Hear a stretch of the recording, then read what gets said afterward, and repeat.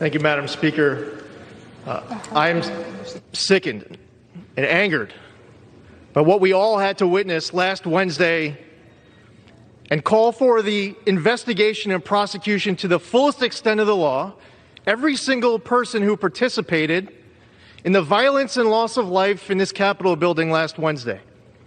I, as a member, sit here listening to the entire debate, desperately need to better understand the two standards that are at play in this House.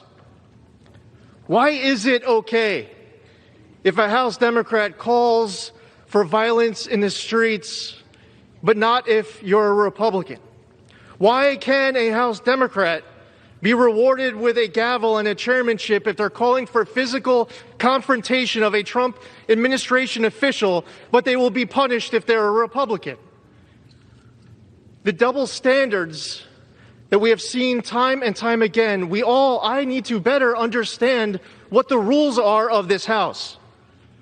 Why is it that a committee chairman can lie to the American public about having more than circumstantial evidence that the president colluded with the Russians in order to win the 2016 election, but of course the Republicans can't and wouldn't lie to the American public about something like that?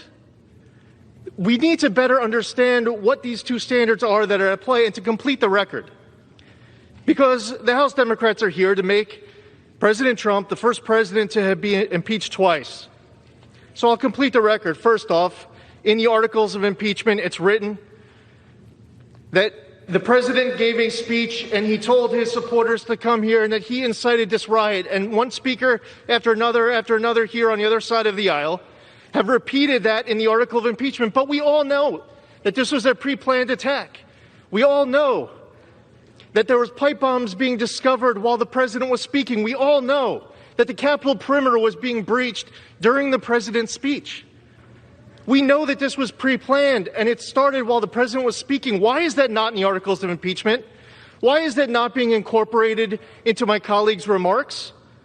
To complete the record, if you want to make the president the first president to be impeached twice, well, we'll add something else to that.